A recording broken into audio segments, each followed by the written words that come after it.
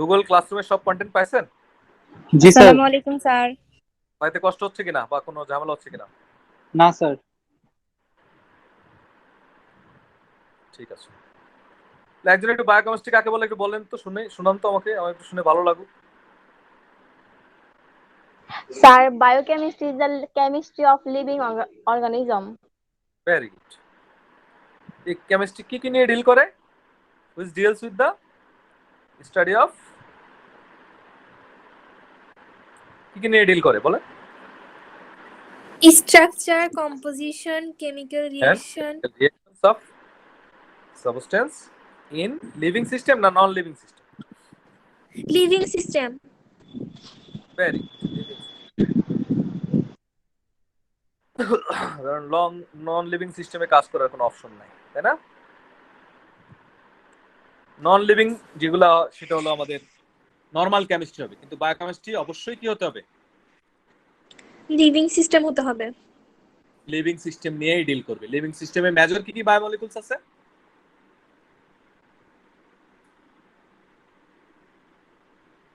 Sales, structure, বলেন না। Function.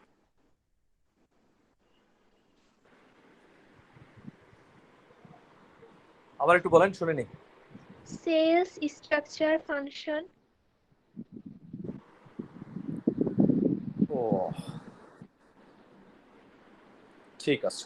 আমরা আজকে মানে যে তিনটা টপিক নিয়ে আমরা কথা বলছিলাম, ওখানে তিনটা কোশ্চেন দেয়া আছে, এগুলা থেকে তো মনে হয় কোনো সমস্যা হওয়ার কথা না। কোনো সমস্যা আছে? মনে হলো। সরি স্যার, আপনি কি কার্বোহাইড্রেট, লিপিড, প্রোটিনকে মিস করছেন? জি জি, আমি তিনটার কথাই বলছি।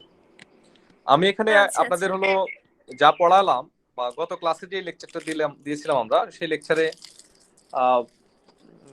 লেকচার থেকে আমরা কয়েকটা প্রসপেক্টিভ কোশ্চেন আর কি আমরা ওখানে দিয়েছিলাম, দেখছেন? গুগল ক্লাসরুমে কি কি হতে পারে, আমাদের যে গতকালের লেকচার থেকে, ফার্স্ট লেকচার থেকে কি কি ধরনের কোশ্চেন হতে পারে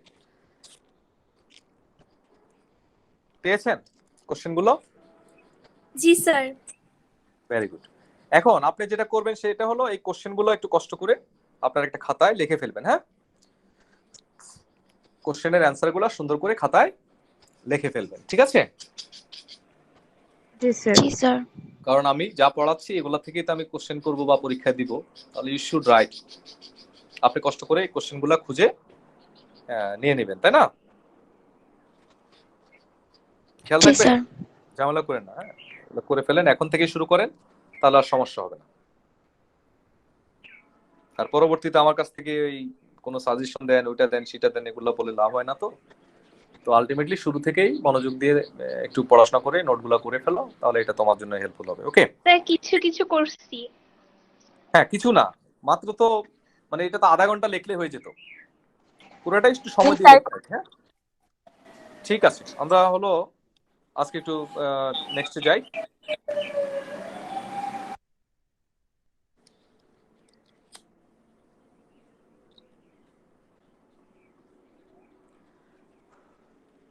আজকে আমরা যেটা পড়বো সেটা হলো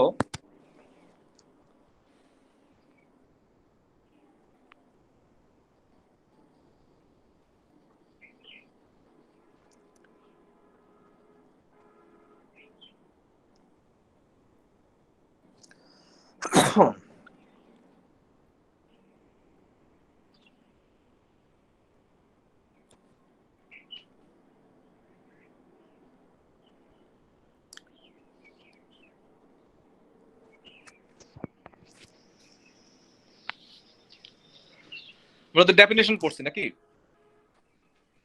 জি স্যার। এম এন্ড অবজেক্টিভ পড়লাম, বায়োমলিকুলস গুলোর নাম জানলাম, বায়োকেমিস্ট্রির সাথে রিলেটেড কি কি ডিসিপ্লিন আছে সেটা জানলাম, বায়োকেমিস্ট্রির ইম্পর্টেন্স এবং the interrelationship of biochemistry and medicine. Okay, আজকে আমরা যেটা শুরু করব সেটা হলো life. What is life? Okay, আমাদের ক্লাস কয়টায় শেষ হবে? 3:30 নাকি? জি স্যার। জি স্যার। তার মানে আমরা মানে ভালো টাইমই পাবো। আমাকে একটু নক করে দিও আর কি যে ক্লাস শেষের টাইম। ওকে, তাহলে লাইফ বলতে আমরা যেটা বুঝি, লাইফের কোনো স্পেসিফিক সংজ্ঞা নাই। খেয়াল থাকবে, there are no specific definition of life. Concept clear কিনা? লাইফের স্পেসিফিক এমন কোনো জিনিস নাই যেটার নাম লাইফ। যেমন আমরা রিপ্রোডাকশন একটা একটা মানে কোনো প্রসেসকে আমরা রিপ্রোডাকশন বলতে পারি, কোনো একটা গ্রোথ বলতে পারি বা ডেভেলপমেন্ট বলতে পারি বা সেন্সিটিভিটি বলতে পারি। কোন একটা স্পেসিফিক ওয়ার্ডের ডেফিনিশন দেওয়া যায়, কিন্তু এই লাইফের কোনো ডেফিনিশন দেওয়া যায় না। বুঝতে পারছেন? জি জি স্যার। স্যার। ওকে, তাহলে লাইফ কি? লাইফ হলো অনেকগুলা ক্যারেক্টারের সমন্বয়। অনেকগুলা ক্যারেক্টারের সমন্বয়। সমন্বয় অথবা যোগফল। তার মানে হলো the sum of characteristics phenomenon. The sum মানে তো আমরা জানি যোগফল, তাই না? অনেকগুলা ক্যারেক্টারিস্টিক্স এর যোগফল। তো এই ক্যারেক্টারিস্টিক্স গুলা স্পেশালি কোন কোন ক্যারেক্টারিস্টিক্স গুলা? নাম্বার 1 মেটাবলিজম, নাম্বার 2 গ্রোথ, 3 হলো reproduction and adaptation to environment. Metabolism তো বুঝি আমরা, তাই না? একটা একটা একটা কাঠ, শুকনা কাঠ অথবা তোমার চেয়ার টেবিল, এদের কি মেটাবলিজম আছে? না স্যার। মেটাবলিজম নাই। কিন্তু ডেথ সেল তো আছে, তাই না? প্ল্যান্ট সেল আছে না? জি স্যার। জি স্যার। সেল হইলে হবে না, অর্গানাইজেশন হলেই হবে না, তার মেটাবলিজম থাকতে হবে। বুঝতে পারছো? আচ্ছা, সেকেন্ড হলো গ্রোথ থাকতে হবে। সেকেন্ড হলো গ্রোথ থাকতে হবে। এখন আমি লম্বায় 5 ফুট 4 ইঞ্চি আগে অনেক দিন থেকে, তাহলে আমার কি গ্রোথ হচ্ছে? না স্যার। এই গ্রোথ আর লাইফের ডেফিনেশনের গ্রোথ যেটা, দুইটা আলাদা জিনিস। বুঝতে পারছো? আমাদের তো একটা সেল আর একটা সেলের ম্যাচুরিটি যে হচ্ছে, এটাও কিন্তু ওয়ান টাইপস অফ গ্রোথ। বুঝতে পারছো? জি স্যার। জি স্যার। লম্বা হওয়াকে গ্রোথ বলা হয় না, শুধু লম্বা হওয়াকে গ্রোথ বলা হয় না। বুঝতে পারছো? আমার যে জি স্যার। সেলের এই সেলগুলা, প্রত্যেকটা সেলের যে ম্যাচুরিটি হচ্ছে, একটা সেল নতুন করে প্রোডাকশন হচ্ছে, তার ম্যাচুরিটি আসতেছে, এটাও কিন্তু এক ধরনের গ্রোথ এন্ড ডেভেলপমেন্ট। ঠিক আছে? রিপ্রোডাকশন, রিপ্রোডাকশন বলতে আমরা নরমালি কি বুঝি, কি মনে করো? তোমার সাধারণ কনসেপ্টে সাধারণ মানুষ কি ভাববে? রিপ্রোডাকশন বলতে বুঝবে যে একটা বাচ্চা হওয়াকে রিপ্রোডাকশন বলে, তাই না? জি জি স্যার। স্যার। আসলে কি বাস্তবতা কি তাই? বাস্তবতা তাই না। আমাদের যে প্রতিনিয়ত কতগুলা সেল ড্যামেজ হচ্ছে, তুমি কি জানো যে আমাদের পায়ের নিচের থেকে অনেকগুলা সেল ডেথ হচ্ছে, হাতের তালু থেকে সেল ডেথ হচ্ছে, তারপরে হলো আরবিসি ডেথ হচ্ছে, হচ্ছে না? জি স্যার। জি স্যার। এই আরবিসি আবার নতুন করে প্রোডাকশন, না হলে তো আমাদের এই যে 45, আমরা যে 3 মাস পর পর ব্লাড দিতে পারি, 120 দিন হলো আরবিসির এজ, 120 দিন পরে তো আরবিসি ডেথ হয়ে যাচ্ছে। তার মানে এটা কি রিকভার করছে না? নতুন সেল প্রোডাকশন হচ্ছে না? This is G one type sir. Reproduction. বলতে শুধুমাত্র কি বাচ্চা হওয়াকে বোঝাবো, যে একটা মানুষের বাচ্চা হচ্ছে তার মানে তার রিপ্রোডাকশন হচ্ছে, এরকম না। হ্যাঁ, তার মানে প্রত্যেকটা সেল থেকে যে আরেকটা সেল হচ্ছে, এটাও one types of reproduction. Clear? Yes G sir. Sir. জি স্যার। এনভায়রনমেন্ট, এবং এনভায়রনমেন্টের সাথে অ্যাডাপ্টেশনও থাকতে হবে। অ্যাডাপ্টেশন তো বুঝি আমরা, যে মনে করো ঠান্ডার সাথে অ্যাডজাস্ট করা, গরমের সাথে অ্যাডজাস্ট করা, আমরা যে খাবারগুলো খেলাম সেটাকে সঠিকভাবে প্রসেস করা, তাই না? এগুলো হলো অ্যাডাপশন টু দা এনভায়রনমেন্ট। ঠিক আছে? সৌদি আরব যদি তোমাকে নিয়ে রেখে দিয়ে আসি, তুমি কি সাথে সাথে মারা যাবা? গরমে অ্যাডজাস্ট হয়ে যাবে না আস্তে আস্তে? প্রথমে অস্বস্তি লাগবে, কিন্তু আস্তে আস্তে এক সময় তুমি ওই এনভায়রনমেন্টে থাকতে পারবা, নাকি? আমরা সাইবেরিয়া যায় হয়তোবা প্রথম দিন যদি রেখে দিয়ে আসে তাহলে অবস্থা খারাপ হয়ে যাবে, কিন্তু আমরা আস্তে আস্তে আস্তে আস্তে অ্যাডাপ্ট করতে পারবো, বিকজ উই হ্যাভ লাইফ। তার মানে জীবন থাকলে তার ভিতরে minimum metabolism, growth, reproduction, adoption two the environment, এটা থাকতে হবে। হ্যাঁ, ঠিক আছে? জি জি স্যার। স্যার। আর এই ক্যারেক্টারিস্টিক্স গুলার সমন্বয় বা যোগফলকে আমরা বলি হলো লাইফ। তার মানে লাইফের স্পেসিফিক একটা কোনো কম্পোনেন্টকে লাইফ বলা যায় না। লাইফ বলে কোনো স্পেসিফিক কম্পোনেন্ট নাই। ঠিক আছে? তার মানে আমরা মোটামুটি কনসেপ্টটা বুঝতে পারছি লাইফ সম্পর্কে। What is G life? Sir. Life is the summation of characteristics phenomenon of organism, especially metabolism, growth, reproduction, and adaptation to the environment. ডেফিনেশনটা কি ক্লিয়ার কিনা? সুন্দর হয়েছে না ডেফিনেশনটা?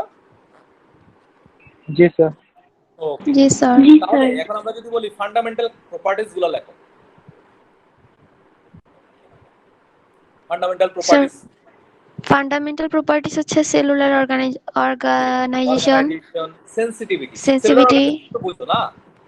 জি স্যার। যেমন ছোট্ট একটা সেল, অনেকগুলো সেল মিলে একটা কি হবে, টিস্যু হবে। আমরা হিউম্যান বডির কথা চিন্তা করো না, তারপরে হলো অনেকগুলো টিস্যু মিলে একটা অর্গান হবে, অনেকগুলো অর্গান মিলে একটা হলো সিস্টেম হবে, আর অনেকগুলো সিস্টেম মিলে হলো একটা অর্গানিজম হবে। তার মানে অবশ্যই একটা অর্গানাইজেশন থাকতে হবে, সেলুলার অর্গানাইজেশন। ঠিক আছে? এবং অনেক জি ধরনের সেল স্যার। থাকতে পারে। কোনো সেলের কাজ মেটাবলিজম করা, কোনো সেলের কাজ ভিশন। আমাদের হিউম্যান বডির কথা চিন্তা করো না, এক এক সেলের এক এক রকম কাজ না?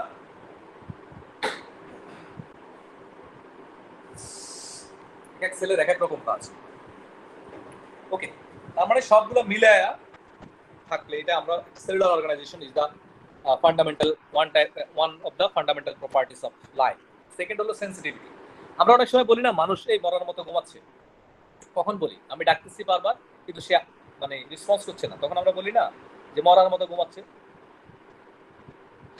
He or she is sleeping like a dead man, এটা বলি না? কেন বলি? কারণ হলো আমি তাকে ডাকছি, আমি তাকে স্টিমুলেশন দিচ্ছি, কিন্তু সে কোনো রেসপন্স করছে না, নাকি? জি স্যার। তার মানে এটা হলো আমাদের সেন্সিটিভিটিও একটা ক্যারেক্টারিস্টিক্স। গ্রোথ থাকতে হবে, okay? Assimilation of energy, use of it to grow বা the process for the metabolism. মেটাবলিজমের মাধ্যমে আমাদের এই যে খাবারগুলো খাচ্ছি অথবা এনার্জি প্রোডাকশন হচ্ছে, সেটা হলো গ্রোথে কাজ করছে। তারপর হলো আমাদের দেখো যে কি বলে ডেভেলপমেন্ট হচ্ছে, এটা one of the fundamental characteristics. Reproduction, regulation, homeostasis. Homeostasis কি বুঝো? আমাদের বডির ইন্টারনাল এনভায়রনমেন্ট অথবা ইন্টারনাল যে কন্ডিশন সেটাকে কনস্ট্যান্ট রাখাকে আমরা বলি হোমিওস্ট্যাসিস। হ্যাঁ, হোমিওস্ট্যাসিস হলো maintaining relatively constant internal condition different from the external environment. আমাদের বডির যে ইন্টারনাল এনভায়রনমেন্টটাকে রেগুলার রাখা, এটা হলো হোমিওস্ট্যাসিস। বুঝতে পারছেন? জি স্যার। ওকে, তাহলে আরেকটা হলো হেরিডিটি। হেরিডিটিও আমরা জানি সবাই। হেরিডিটি হলো জেনেটিক ইনফরমেশন ট্রান্সফার করা, তাই না? জেনেটিক ইনফরমেশন ট্রান্সফার করা, genetic system based on the replication of RNA. আমাদের যে বাবা মায়ের কাছ থেকে, আমরা প্যারেন্টসদের কাছ থেকে কি পাচ্ছি? আমরা কেমন হব, আমাদের স্ট্রাকচার কেমন হবে, হ্যাঁ, তার মানে এইসব ইনফরমেশন আলটিমেটলি আমাদের প্যারেন্টসদের কাছ থেকে আসতেছে। এটা হলো heredity. So what are the fundamental characteristics of life? Number 1, cellular organization, sensitivity, growth, development, reproduction, regulation. Internal process এর মধ্যে একটা coordination করা, this is the regulation. বুঝতে পারছো? তারপর homeostasis and heredity. This is life. The prospective question may be what is life, and write down the fundamental properties or characteristics of life. এটা clear কিনা তোমাদের কাছে, বা লাইফ সম্পর্কে আমরা এখন যা বললাম এটা তোমাদের কাছে ক্লিয়ার কিনা? জি স্যার। ক্লিয়ার। তাহলে একটু মনোযোগ দিয়ে শুনলে কিন্তু ব্যাপারগুলো ক্লিয়ার হবে। হ্যাঁ, আর যদি ওই ফোনে কানেক্টেড হয়ে মোবাইলটা রেখে অন্য কাজ করো তাহলে কিন্তু হবে না, একটু কষ্ট করতে হবে। বুঝতে পারছো? বাবা মার কোলে থেকে ক্লাস করছো, এটা একটা বেনিফিট আলটিমেটলি, তাই না? তো সেক্ষেত্রে একটু মনোযোগ দিয়ে ক্লাস করা উচিত আমার মনে হয়। হ্যাঁ, একটু বেশি কষ্ট হলে, আর কষ্ট হলে বলো আমাকে যে আমি বুঝতে পারছি না বা আপনার কথা ভালো লাগে না, তাহলে আমি চেঞ্জ করবো, সমস্যা নেই। হ্যাঁ, ঠিক আছে। নেক্সট হলো আমাদের, আমরা যদি আসি যে আমরা কয়টা বায়োমলিকুলস এর কথা বললাম? অনলি 4, তাই না? কি কি? প্রোটিন, লিপিড, বলো কি কি বললাম? Hello, protein, DNA, sir RNA. Sir protein, lipids, nucleic acid and carbohydrate. আমরা এখন এদের হলো বিল্ডিং ব্লক নিয়ে কথা বলি। আমি তোমাকে অনেকগুলো অ্যামাইনো অ্যাসিড দিই, সেই অ্যামাইনো অ্যাসিডগুলো তুমি যদি পাশাপাশি পেপটাইড বন্ড দিয়ে জোড়া দিয়ে দাও তাহলে এটা কি হবে? প্রোটিন হবে। অথবা একটা প্রোটিনকে তুমি যদি ব্রেকডাউন করো তাহলে কি পাওয়া যাবে? Amino acid. তার মানে প্রোটিন কি দিয়ে তৈরি? অ্যামাইনো অ্যাসিড দিয়ে তৈরি। প্রোটিন কি দিয়ে তৈরি? অ্যামাইনো অ্যাসিড দিয়ে তৈরি। So amino acid is the building block of protein, বলা যায় না? Amino acid is the building block of protein. Amino acid কি? প্রোটিনের বিল্ডিং ব্লক। হ্যাঁ, জি স্যার। অ্যামাইনো অ্যাসিড হলো প্রোটিনের বিল্ডিং ব্লক। Very good. তার মানে হলো amino acid is the building block of protein. তাহলে কার্বোহাইড্রেটের বিল্ডিং ব্লক কি হবে? কার্বোহাইড্রেটকে ব্রেকডাউন করলে কি পাওয়া যাবে? গ্লুকোজ পাওয়া যাবে অথবা মনোস্যাকারাইড পাওয়া যাবে। Glucose is one of the example of monosaccharide. Okay, তাহলে আমাদের কি হবে? Glucose is the building block of carbohydrate অথবা monosaccharide is the building block of carbohydrate. ঠিক আছে? ওকে, লিপিডকে জি, যদি স্যার। আমি ব্রেকডাউন করি, লিপিডকে ব্রেকডাউন করলে আমি কি পাবো? আমি ফ্যাটি অ্যাসিড পাবো এন্ড গ্লিসারল পাবো। লিপিডকে ব্রেকডাউন করলে কি পাওয়া যাবে? Fatty acid and glycerol. Okay, তাহলে fatty acid and glycerol is the building block of lipid. ছকটা কি বুঝতে পারছো? বুঝার কথা। জি, স্যার। এখন আমরা আরেকটা বায়োমলিকুলসের নাম জানি, যার নাম হলো নিউক্লিক অ্যাসিড। নিউক্লিক অ্যাসিড হলো দুই ধরনের, আমরা সবাই জানি। একটা হলো ডিএনএ, আরেকটা হলো RNA. D for deoxyribo, N for nucleic, A for acid. Deoxyribo nucleic acid and RNA, R for ribo, N for nucleic, A for acid. Okay, DNA and RNA meaning জানো তো সবাই নাকি? ডিএনএ जी sir. For deoxyribo জি, nucleic sir. Acid, RNA for ribo nucleic acid.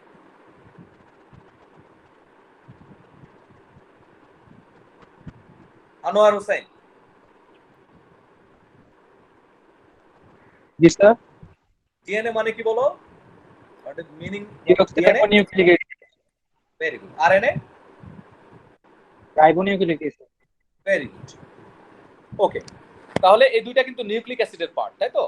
তাহলে এদের building block কি? DNA তৈরি করতে আমাদের কি লাগবে? Deoxyribo nucleotide. কি লাগবে? Deoxyribo nucleotide. আর আরএনএ তৈরি হতে আমাদের কি লাগবে? Ribo nucleotide.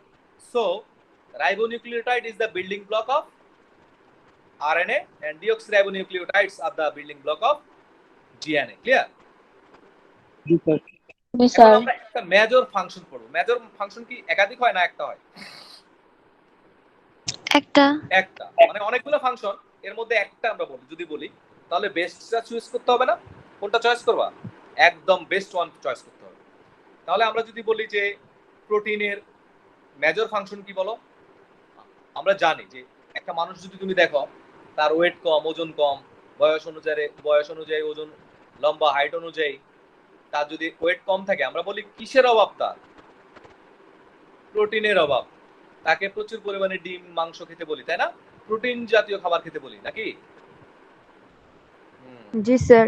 জি, স্যার। জি, স্যার। এখন এই মানুষটাকে, এই যে হালকা পাতলা মানুষটাকে তুমি যদি বডি বিল্ডার বানাতে চাও, তাহলে তাকে কি বলবা? প্রোটিন ইনটেক করতে হবে। এই কারণ হলো প্রোটিনের মেজর কাজ হলো আমাদের সেলের স্ট্রাকচার এবং ফাংশন মেনটেন করা। বুঝতে পারছো? তার মানে প্রোটিনের মেজর ফাংশন হলো fundamental basis of structure and function of sell.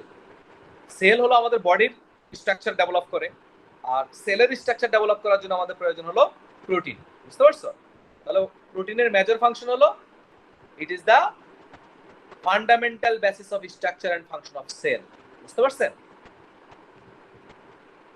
G, sir. Okay, next DNA দেখো। ডিএনএ মেইনলি কি করে? আমি যে আমার বাবার ছেলে, এটা আমরা কিভাবে প্রমাণ করতে পারি? আমাদের ডিএনএ টেস্টের মাধ্যমে, এছাড়া কোনো অপশন নাই। বুঝতে পারছো? তাহলে ডিএনএ আলটিমেটলি আমরা অ্যানালাইসিস করছি। কেন ডিএনএ অ্যানালাইসিস করছি? কারণ ডিএনএ তেই সব ইনফরমেশন থাকে। It is the repository of the heredity information. প্যারেন্টসদের কাছ থেকে ইনফরমেশনটা ট্রান্সফার করে আমরা নিচ্ছি, অথবা ডটার সেলে যাচ্ছে। এই যে এটা হলো কিসের মাধ্যমে যাচ্ছে? মেইনলি ডিএনএ এর মাধ্যমে যাচ্ছে। ওকে, এখন একটা মানুষের বাচ্চা কি চাইলে কি ঘাস খাবে? কারণ তার এই ইনফরমেশন তো তার ডিএনএ তে নাই, আসেও নাই কখনো, তাহলে ঘাস সে খাবে না কখনো। কিন্তু গরুর, ওরে কি খাইতে বলা লাগে নাকি? সে অটোমেটিক্যালি ঘাস দেখলে খাওয়া শুরু করবে, কারণ তার ডিএনএ তে অলরেডি ওই ইনফরমেশন রিপোজিট হলো। বুঝতে পারছো? তাহলে মেজর ফাংশন হলো repository of heredity information. Okay, जी सर। আচ্ছা, স্যার একটা কোশ্চেন করি। বলো বলো প্লিজ আয়েশা। স্যার এখন যদি আমি ডিএনএ কে এক্সচেঞ্জ করি মানুষের জিন নিয়ে গরুর জিনের মধ্যে স্থাপন করি, তখন কি হবে? হ্যাঁ, এখন এটা যদি আমরা বায়োটেকনোলজির মাধ্যমে, মনে করো একটা হিউম্যান প্রথম দিকে শুরুতেই তার সবগুলার সেলের ডিএনএ পুরোটাই যদি চেঞ্জ করে দেওয়া যায়, তাহলে তার বিহেভিয়ারাল চেঞ্জে চলে আসবে। বুঝতে পারছো? এটা হলো বায়োটেকনোলজি এন্ড জেনেটিক্স ইঞ্জিনিয়ারিং এর মাধ্যমে করা যায়। তুমি যদি বায়োকেমিস্ট্রি ভালোভাবে নলেজ নিতে পারো, তাহলে তুমি ভবিষ্যতে বায়োটেকনোলজি এন্ড জেনেটিক্স ইঞ্জিনিয়ারিং যদি স্টাডি করতে পারো, ল্যাবরেটরি এক্সামিনেশন এক্সপেরিমেন্ট শিখতে পারো, then you can do it, no problem. এবং তাকে তখন যে ধরনের জিন দেওয়া হবে, যে ধরনের ডিএনএ পরিবর্তন করে দেওয়া হবে, হ্যাঁ, এগুলা সম্ভব। বুঝতে পারছো? যেমন হলো একজনের জি মাথায় হলো, স্যার, বলো। এক্ষেত্রে কি শরীরের প্রত্যেকটা কোষের মধ্যে পরিবর্তন করতে হবে, নাকি মেজর কোনো কোষ আছে যেটার মধ্যে করলেই হয়ে যাবে? এটা হলো টোটাল, আমরা যদি একটা অর্গানের একটা সেলের মডিফিকেশন করে দিতে পারি, হ্যাঁ, রেসপন্সিবিলিটি যেটা ওই বিহেভিয়ারের জন্য কোন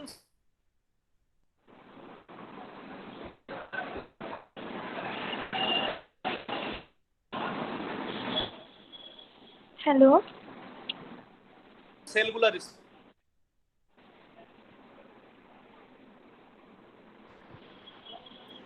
স্যার নয়েজ সাউন্ড আসতেছে, শুধু আপনাকে বোঝা যায় না। আচ্ছা,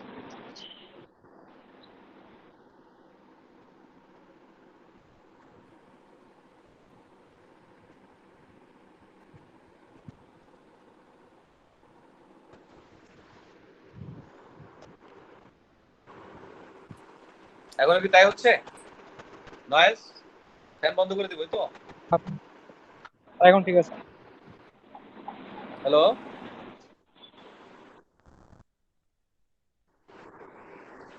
এখন ঠিক আছে? জি স্যার। আচ্ছা, ঠিক আছে।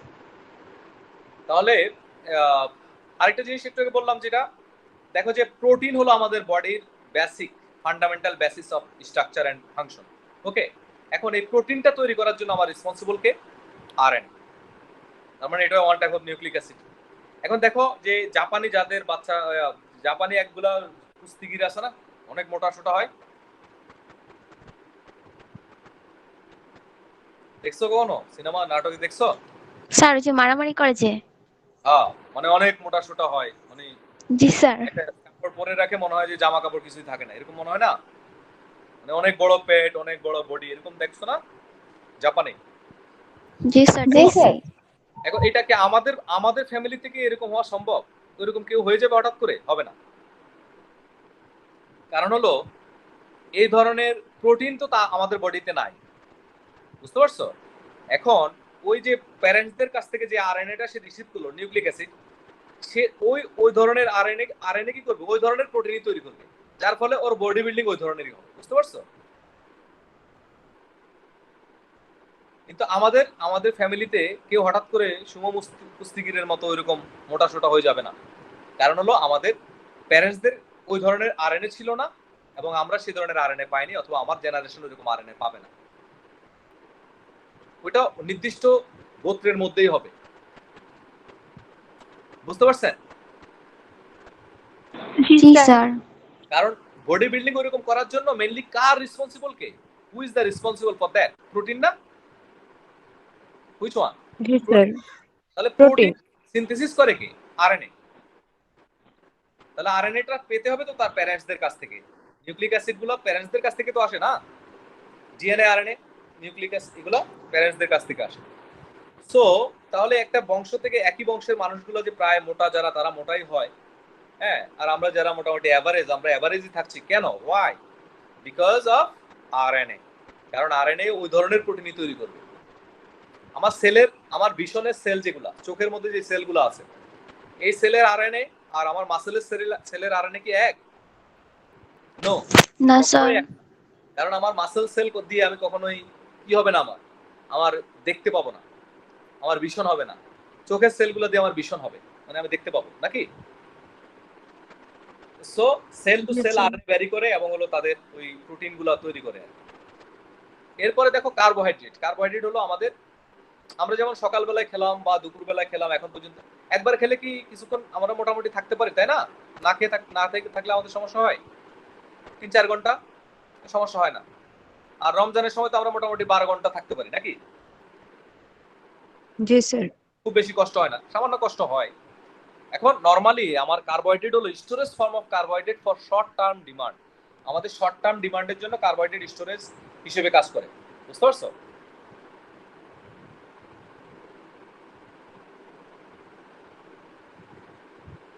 তাহলে কার্বোহাইড্রেট কি করে আমাদের বডিতে? আমি যে কার্বোহাইড্রেটটা খেলাম সেটা আমার কিছুটা স্টোরেজ থাকবে বডিতে, কিন্তু সেটা শর্ট টার্মের জন্য, অনেক লম্বা সময়ের জন্য না। এই জন্য দেখবো আমার কিছুক্ষণ পর পরই ভাত খেতে হয়, মানে কার্বোহাইড্রেট খেতে হয়, বুঝতে পারছো? অথবা বিস্কিট খেতে হয়, কার্বোহাইড্রেট ইনটেক করতে হয়। কার্বোহাইড্রেট আমাদের বডিতে বেশি পরিমাণে স্টোরেজ কি হয় না, স্টোরেজ হয় না। এটা হলো শর্ট টার্ম ডিমান্ডের জন্য স্টোরেজ হয় নরমালি, ঠিক আছে? তাহলে কার্বোহাইড্রেটের মেইন ফাংশন হলো storage form of energy to meet short term demands. Clear? জি স্যার। ওকে, নেক্সট হলো লিপিড। এখন আমি যদি মনে করো 12 ঘন্টা 14 ঘন্টা 24 ঘন্টা না খাই, আমি কি মারা যাব? না। না স্যার। কারণ হলো আমার বডিতে আরো কিছু স্টোরেজ এনার্জি আছে। সেটা কোন ফর্মে আছে? লিপিড ফর্মে। লিপিড হলো আমাদের long term storage energy storage করে লং টার্ম ডিমান্ড ফিল আপের জন্য, বুঝতে পারছো? এই জন্য তোমার বডিতে, আমাদের বডিতে যদি কখনো চর্বির পরিমাণ বেড়ে যায়, তাহলে আমাদের কি করতে হয়? ডায়েট করতে হয় লং টাইমের জন্য, তাই না? মনে করো 5 ঘন্টা 6 ঘন্টা না খেয়ে থাকলে কি ডায়েট বলে? না স্যার। না স্যার। না আমরা অনেক সময় ধরে না খেয়ে থাকতে হয়। তারপর হলো লিপিড তো টোটালি বাদ দিয়ে দিতে হবে, কারণ আমাদের বডিতে লং টার্মের জন্য লিপিড স্টোরেজ থাকতে পারে, বুঝতে পারছো? এই জন্য লিপিডের মেইন ফাংশন হলো storage form of energy to meet long term demand. আর আমরা জানি আমাদের সেল মেমব্রেন কি দিয়ে তৈরি, বলো? Protein. Protein and lipid bilayer, জি তাই স্যার। না? লিপিড বাইলেয়ার এন্ড প্রোটিন, তার মানে লিপিডের ডাবল লেয়ার। তার মানে খুবই ইম্পর্টেন্ট একটা ফাংশন, তাই না? স্টোর মানে আমাদের সেল মেমব্রেনের একটা ভাইটাল স্ট্রাকচার হলো লিপিড, কারণ cell membrane is composed of lipid bilayer. লিপিডের ডাবল লেয়ার থাকে, প্রোটিনও পাওয়া যাবে, লিপিডের ডাবল লেয়ার থাকে। হ্যাঁ,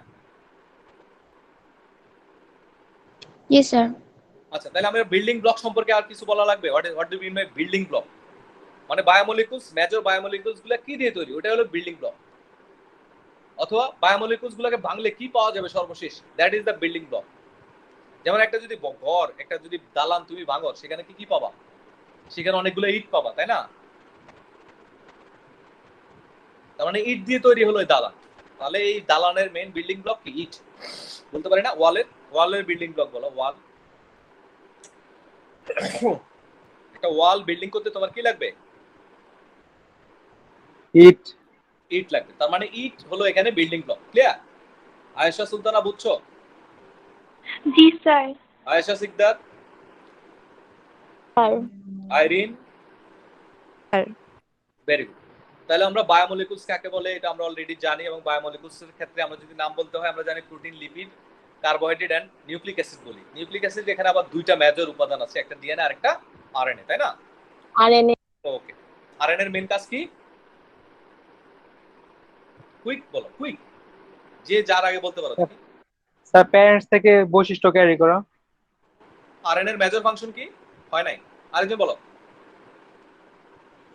স্যার প্রোটিন সিনথেসিস করা। Very good, protein synthesis. এক কথায় অ্যানসার দেওয়ার চেষ্টা করো। আরএনএ এর মেইন কাজ হলো প্রোটিন সিনথেসিস করা। ডিএনএ এর মেইন কাজ এতক্ষণ লাগে না। হেরিডিটি মেইনটেইন করা sir. Very good, heredity maintain করা। বাস এক কথা অ্যানসার দেওয়ার চেষ্টা করো, মেইন কথাগুলো বলো। হেরিডিটি ইনফরমেশন বা হেরিডিটি করা, বা মেইন ফাংশন হলো হেরিডিটি, অথবা কি বলে, transfer information, genetic information transfer করা, তাই না? বিভিন্নভাবে বলা যায়। প্রোটিনের মেইন ফাংশন কি? এক কথায় বলো, এক কথায়। আয়েশা শিকদার কথা বলে না কেন? স্যার হিউম্যান বডির বেসিক স্ট্রাকচার। বডি বিল্ডিং বলা যায় না? Sir amino acid building of the building of protein. হ্যাঁ, বলা যায়। প্রোটিনের মেইন কাজ কি? প্রোটিনের বডি বিল্ডিং। হ্যাঁ, ভুলে গেছো? Sir body building structure Body ঠিক building. রাখা। Very good. বডি বিল্ডিং, এক কথায় বলবা কি বডি বিল্ডিং? প্রোটিনের মেন কাজ কি? Body body building. বিল্ডিং। প্রোটিনের মেন কাজ কি? বডি বিল্ডিং, ঠিক আছে? এক কথা বলবা বডি বিল্ডিং। আর যদি আরো সুন্দর করে বলতে হয় তখন তুমি বলতে পারো যে structure and function of cells. It is the fundamental basis of structure and function of cell, ঠিক আছে? এটা হলো বইয়ের ভাষা আর কি, সুন্দর করে বলা। আর মনে রাখার জন্য তোমার জন্য জানার দরকার, কারণ it is the body building materials বা body building materials of cell, okay, অথবা বিল্ডিং ম্যাটেরিয়ালস অফ সেল, ঠিক আছে? Structure building of structural functional building materials of cell বলা যায় না? জি স্যার। হ্যাঁ, জি স্যার। আচ্ছা। কার্বোহাইড্রেটের মেন কাজ কি বলো? শর্ট টাইম এনার্জি ধরে রাখা, ভেরি গুড। স্টোরেজ Storage করা। form of energy for to meet the short term demand. Okay, তার মানে শর্ট টার্ম এনার্জি সাপ্লাই করা অথবা শর্ট টার্ম এনার্জি স্টোর করা। আর লিপিডের মেন কাজ কি? স্যার Long দীর্ঘ time সময় ধরে এনার্জি সংরক্ষণ করা। Very good. এই হলো আমাদের আরেকটা বলা যাবে হলো structural component of cell membrane.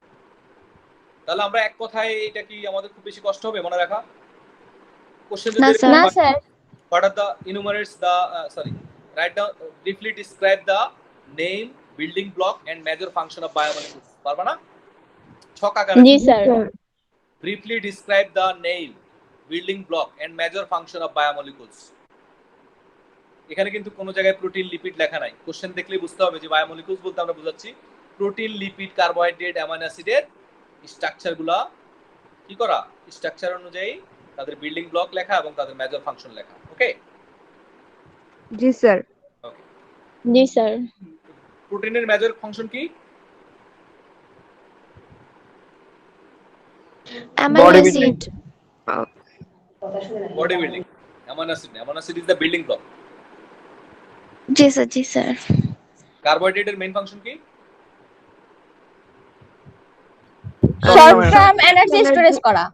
Very good. Lipid? Long term Long-term energy energy storage storage করা। ডিএনএ? হেরিডিটি মেইনটেইন করা। আরএনএ? প্রোটিন সিনথেসিস করা। সিনথেসিস করা। Very good. প্রণব কথা বলে না, প্রণবের কি সমস্যা? আমার কথা কি ভালো লাগছে না নাকি? স্যার ভালো লাগতে আছে। ভালো লাগতে আছে এটা বলে কি চুপ করে মানে জুত করে উঠে থাকলে হইব নি? স্যার শুনতে আছি তো। না শুনলে হবে না, কথা রেসপন্স করতে হবে। হ্যাঁ, আমি তো ওপেন করে দিলাম, যখন কথা বলতে বলবো কথা বলবে, তাহলে তোমারও ভালো লাগবে। শুধু শুনে শুনে বসে থাকলে হবে না। ওকে, কথা বলতে হবে। হ্যাঁ, কথা বললে তোমারও ভালো লাগবে। সবার সাথে পার্টিসিপেট করো। তোমরা তো ফ্রেন্ড তো একজন আরেকজনের, ভার্চুয়াল মাঠে তোমাদের দেখা হচ্ছে, সরাসরি দেখা হচ্ছে না। তাও যদি চুপ করে থাকো তাহলে তো বাকিটা যাবে। ওকে, স্নিগ্ধা জি স্যার। প্রোটিনের মেন কাজ কি? Body building sir. Body building. জি স্যার। রুহামা হোসেন জি স্যার। লিপিডের মেন কাজ কি? Sir long term energy storage করা। Very good. প্রণব জি স্যার। আরএনএর কাজ কি? Sir protein synthesis. জি স্যার। সময় দেওয়া যাবে না, ইনস্ট্যান্ট অ্যান্সার করো খুব দ্রুত। হ্যাঁ, ওকে। তাহলে আমরা আজকে যা শিখলাম সেটা হলো একটা সেলের ভিতরে, সরি কি কি বললাম আজকে, কি কি শিখলাম বলো? সরি, আমরা শিখলাম হলো লাইফ নাকি? What is life? আমরা লাইফ শিখলাম, লাইফের ডেফিনিশন শিখলাম, আর হলো লাইফের কিছু ফান্ডামেন্টাল ক্যারেক্টারিস্টিক্স, তাই না? জি স্যার। জি স্যার। এগুলাতে কি কোনো সমস্যা আছে কিনা দেখো। যে ফান্ডামেন্টাল ক্যারেক্টারিস্টিক্স অফ লাইফ অথবা লাইফ বলতে কি বুঝি, লাইফের স্পেসিফিক কোনো ম্যাটেরিয়ালস এর নাম কিন্তু লাইফ না। যেমন কার্বোহাইড্রেট একটা স্পেসিফিক ম্যাটেরিয়ালস এর নাম, তাই না? প্রোটিন একটা স্পেসিফিক সাবস্টেন্সের নাম, কিন্তু লাইফ কি কোনো স্পেসিফিক সাবস্টেন্সের নাম? না। এটা হলো অনেকগুলা ক্যারেক্টারের সমন্বয়, যে ক্যারেক্টারগুলো থাকলে আমরা বলি ইট হ্যাজ লাইফ। যেমন দেখো অ্যাডাপশন টু দ্য এনভায়রনমেন্ট। আমি আর তুমি এই পৃথিবীতে যে আসি মাটির উপরে হাঁটাহাঁটি করতেছি, চলাফেরা করতেছি, আমাদের কি শরীরে পছন্দ হচ্ছে? না স্যার। না।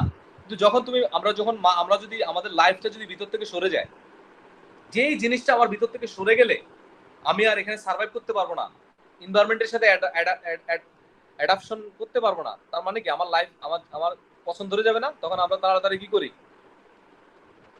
কবর দিয়ে ফেলি, তাই করি না?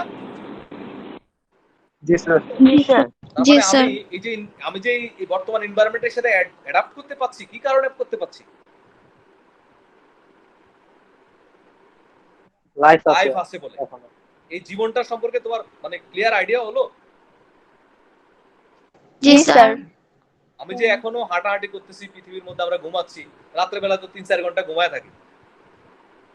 কই আমরা তো সকালবেলা উঠে এরকম হয় না যে আমাদের গায়ের থেকে গন্ধ বেরোচ্ছে মরে গেলে যেরকম হয়।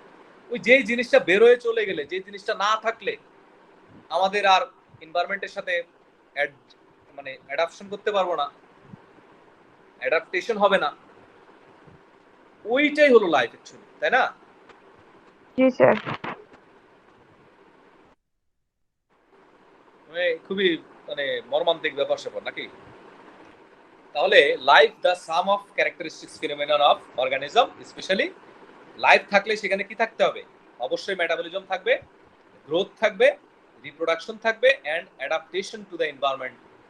এই ক্যারেক্টারিস্টিক্স গুলো থাকলেই আমরা বলবো যে this organization contain life. Okay.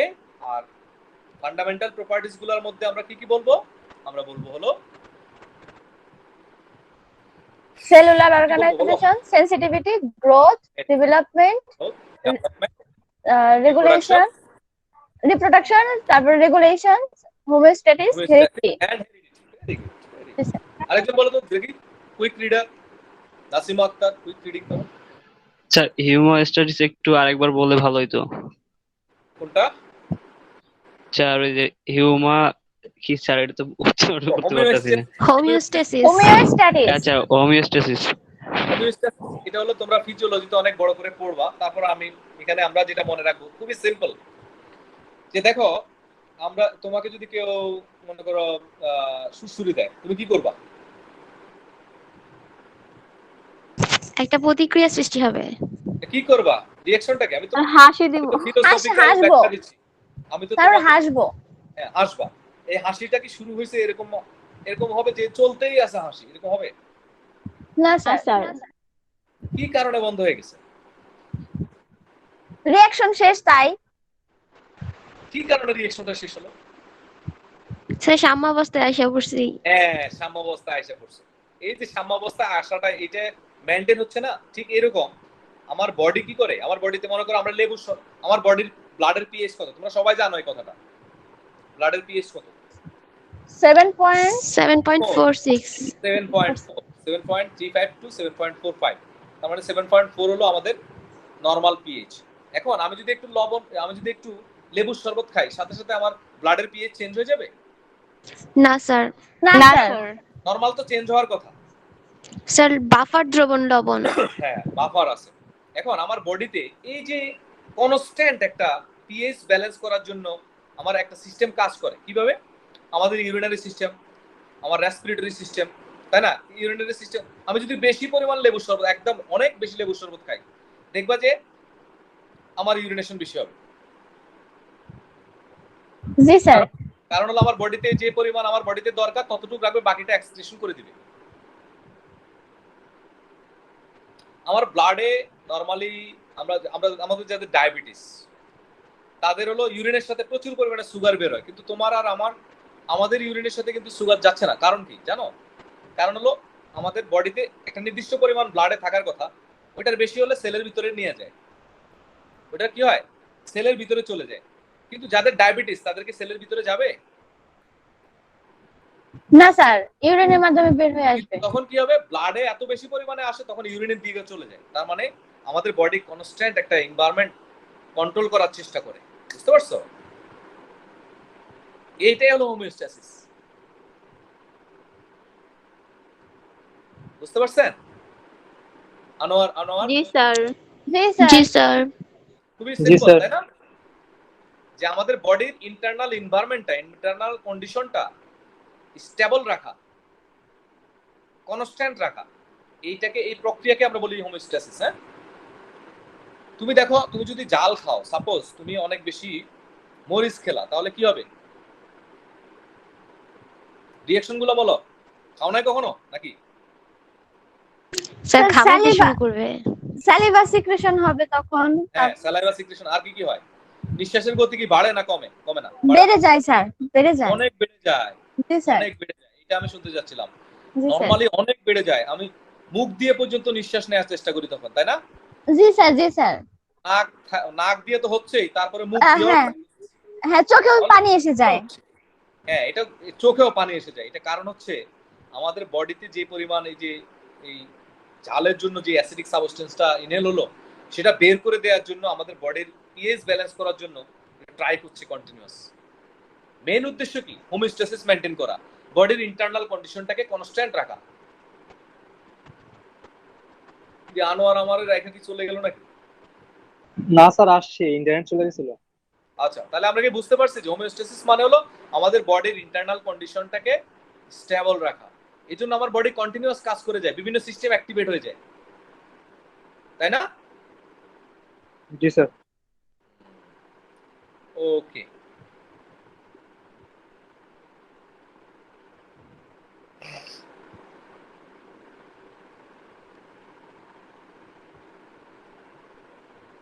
Sir যে রেপ্লিকেশনটা হয় সেই রেপ্লিকেশনটা কি শুধু ডিএনএ তেই হয়, আরএনএ তে কখনো হয় না? রেপ্লিকেশন, জি স্যার। সেল যখন ক্রিয়েশন হবে, আলটিমেটলি ডিএনএ থেকেও নতুন একটা একটা সেলের ভিতরে তো ডিএনএও তৈরি হবে নতুন করে, আরএনএও তো তৈরি হবে, তাই না? জি স্যার। আমরা মলিকুলার বায়োলজি পড়বো, বুঝছো? মলিকুলার বায়োলজিতে ডিএনএ থেকে কিভাবে ডিএনএ হয়, আরএনএ কিভাবে ডিএনএ তে ট্রান্সফার হয়, হ্যাঁ, সেন্ট্রাল ডগমা, এগুলো পড়বো, বুঝতে পারছো? স্ট্রেস একদম নিবে না। আমি কি তোমাদের খুব বেশি মানে প্রেশারাইজ করে পড়াচ্ছি? কি মনে হচ্ছে? না না স্যার। স্যার। হ্যাঁ স্যার, ভালো লাগছে স্যার ক্লাস। ভেরি গুড, ভালো লাগলেই ভালো। তাহলে আমরা আপাতত আর কিছু বললাম না। আমরা আজকে হলো লাইফ এবং হলো সেলুলার অর্গানাইজেশন, আর একটা হলো আর কি, আর হলো মেজর বায়োমলিকুলস কারা, এদের বিল্ডিং ব্লক কি এবং এদের মেজর ফাংশন কি, আমরা এটা বলতে পারবো। হ্যাঁ, তাহলে আজকে আমরা মোটামুটি যা পড়লাম, এখান থেকে কয়টা কোশ্চেন মেবি ডেভেলপ করতে পারে? মেবি 2, তাই না? জি Actually, স্যার। জি স্যার। দুটো জি স্লাইড স্যার। তাহলে আমি একটু পরে স্লাইডটা আপলোড করে দিব, ভিডিও লিংকটা ওটা কি দেখছো তোমাদের ক্লাসরুমে? জি স্যার। না, ভিডিও দেখার সময় হয় না স্যার দেখি নেই কেন? স্যার। না, সরি বলার কিছু নাই, আমার কাছে তোমার সাথে সরি সম্পর্ক না। স্যার সরি না স্যার, লিংক আসছে, আমি এখনো খেয়াল করি নাই, নোটিফিকেশন আসেনি, গিয়ে দেখতেছি এখন।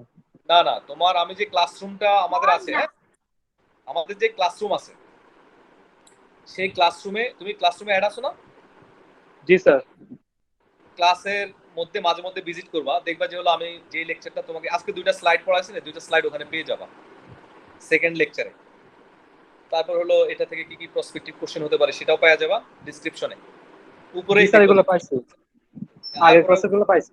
তুমি যখন ওই কন্টেন্টে ঢুকবো, ওখানে দেখবা একটা লিংকও আছে, ওই লিংকে ঢুকলে ভিডিওতে চলে যাবা। আজকে যা আমি তোমার সাথে যা কথা বললাম সবগুলো ওখানে পাবা। ইন কেস তোমার যদি মনে হয় তুমি ওটা ইয়ে করতে পারো আর কি, দেখতে পারো। আচ্ছা আর স্যার। লেকচার তো থাকবেই। হ্যাঁ, আচ্ছা। আর কোনো অ্যাডভাইস আছে কিনা কোনো পড়াশোনা নিয়ে? হ্যাঁ, অ্যাডভাইস আছে যেভাবে পড়ানো ওইভাবে বললে ভালো হয়, এরকম কিছু? স্যার আপনি যেভাবে পড়ান আমরা না রাখতে স্যার। ভালো হয়। না, তোমাদের অ্যাডভাইস আছে কিনা, আমি তো যেভাবে পড়াচ্ছি এটা হচ্ছে কিনা বা এটা চলছে কিনা? জি স্যার, এটা না চলছে। Sir, sir. আপনার সিস্টেমটাই জি ঠিক স্যার, আছে। এভাবে চলুক স্যার। ঠিক আছে, যেটা তোমাদের ভালো মনে হয়।